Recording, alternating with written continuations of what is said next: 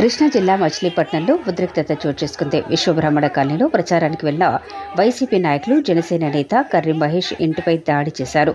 జనసేన నేత కర్రి మహేష్ ఇంటి ముందు పెద్ద ఎత్తున బాణాసంచా కాల్చి కవ్వింపు చర్యలకు పాల్పడ్డారు. ఈ విషయమై ప్రశ్నించినందుకు కర్రి మహేష్ ఇంట్లోకి చొరబడి ఆడవాళ్ల పట్ల అసభ్యంగా ప్రవర్తించిన పేర్ని కిట్టు అనుచరులు.